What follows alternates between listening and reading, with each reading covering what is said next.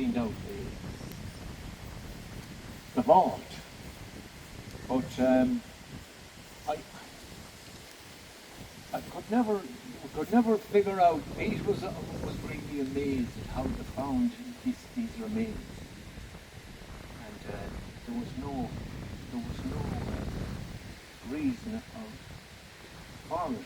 But now that James said that there were people buried here previously to that, more than likely it was part of that body came in with John Dennis. So that's that story. But anyway, he worked here with his dad, and he wrote this song. And you gave me this song years ago, and it was about Lord Sligo's Demesne.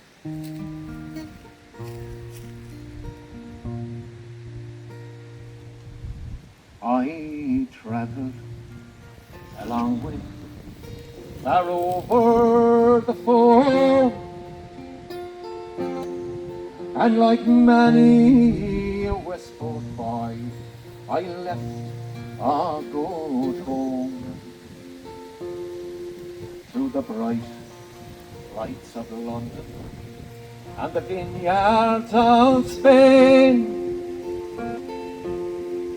but my heart is in Westport, my Lord Sligo's Demesne. Those grounds I remember, oh well I recall, the old church by the ivy and the trees by the fall. And alone with my comrades, we'd sit there in class. But oh, what a silence when the Marcus would pass. Those wild woods I see now, and also the dells where we wandered in springtime to gather bluebells. Oh, and all the wild flowers that ever grew, yes, and that here in those woods they seem to bloom best. Bird nesting, our pastime, showed what the test as we who climb the highest, not always a nest.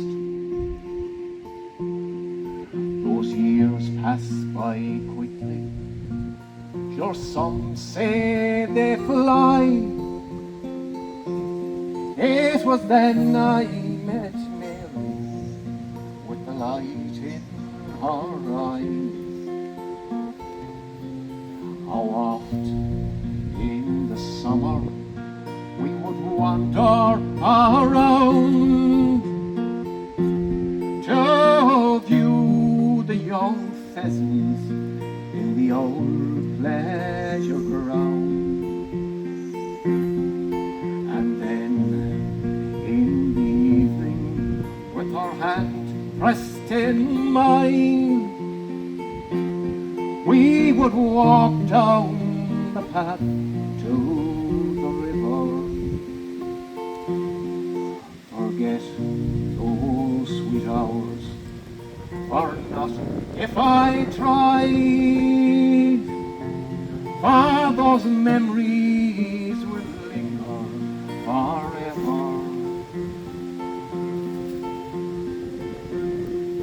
I've travelled a long way, far over the foam, and like many a Westport boy, I left a good home. To the bright lights of London and the vineyards of Spain, But my heart is in Westport, my Lord Sligo's Demesne. Oh, my heart is in Westport, my Lord Sligo's Demesne.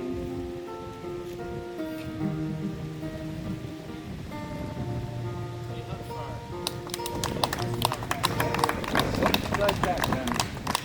As I said, Paddy gave me that song a few years back, and I had heard he singing.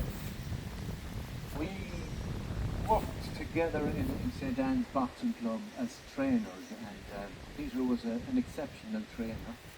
And I said he was an exceptional horticulturalist too, because he learned from his father, who was head gardener here.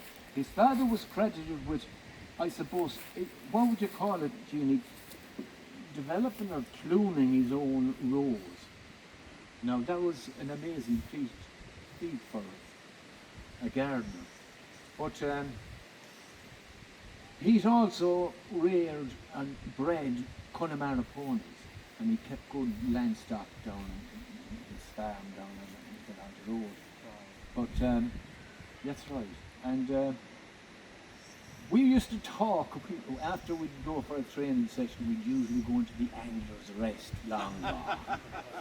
Or we'd go into Fiends of the West and have a few pints. This was our sustenance after our hard training session. All these young fellas that we were advising to keep away from drink anyway.